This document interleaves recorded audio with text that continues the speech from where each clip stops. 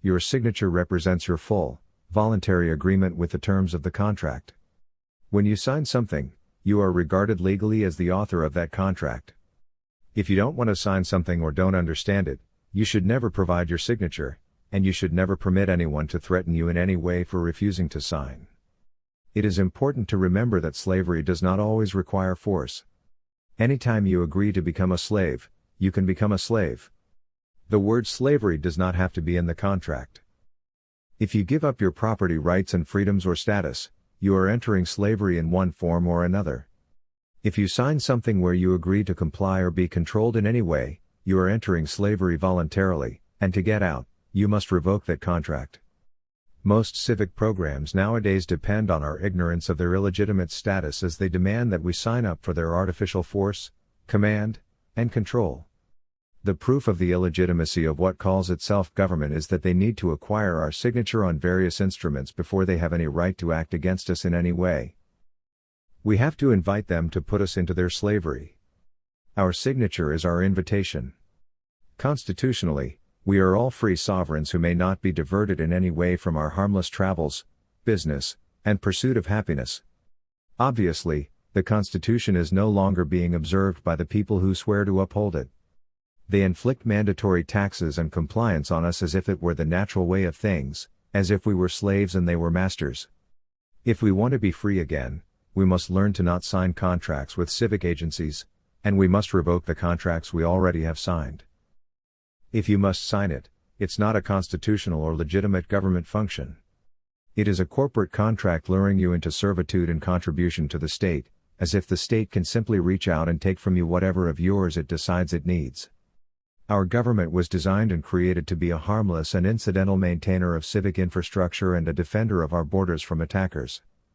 Our government has reinvented itself as a tyrannical meddler and thief, touching absolutely every tiny corner of our lives with damage and nuisance that is strictly prohibited in our supreme law, the Constitution.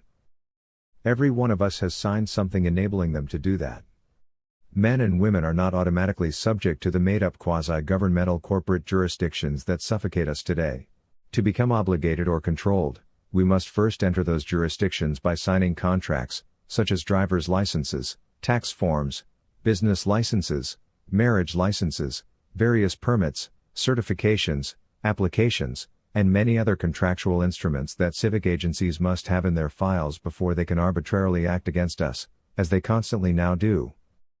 Of course, when we sign those instruments, we are generally not told of all the obligations presumed against us under those contracts, and with all the rights we are presumed to forfeit when we sign those contracts with the corporate entities posing as governments. Again, when the government is conducting legitimate activity, your signature is not required. The single piece of evidence that government is trying to expand its authorities and privileges is when they are asking you for your signature. Because of the lack of disclosure of the presumed terms of those contracts, there is a question whether they're valid at all. If any deception or coercion is committed in the securement of a contract, that contract is not valid or legally enforceable, yet enforce it they do, because after all, you signed something, and therefore you must agree. If you sign a form to get a driver's license, you are promising to obey all the vehicle codes. But what happens when they change those codes? You've not agreed to the changes. Government no longer has your willing consent to compliance, so what do? They tell you that you must renew your license or registration periodically. That's proof of what I'm saying. There's certainly no need for renewal of legitimate government authority. By applying for or renewing a driver's license, you are declaring that you need one. You are declaring yourself to be subject to whatever terms may have been invented by the DMV corporate subculture. Having a driver's license does not mean you are a safe and qualified driver. It means you have declared yourself to be subject to DMV rules and corporate authority posing as government. It means that you agree to pay fees, fines, and charges when the DMV or the courts want you to pay. You agree to walk into a jail cell when they want you to do that. The Constitution does not allow government to charge you for traveling. You must sign away that right to be subject to those charges. The license applications and renewals are your personal declaration that you need to be licensed to drive. You owe your agreement that you must have a special piece of identification in your pocket or purse. It is your signature, not the Constitution, that declares you are willing to be a servant to those who want to seize your right to travel. You may believe that licensing every single driver in society makes the roads safer. That's debatable, but even if it is true, there are many ways to make roads safer without taxing and controlling every single driver, the good ones along with the bad. It's the bad drivers that we should be concerned with, not taking away the rights and taxing all the drivers when it violates their right to travel.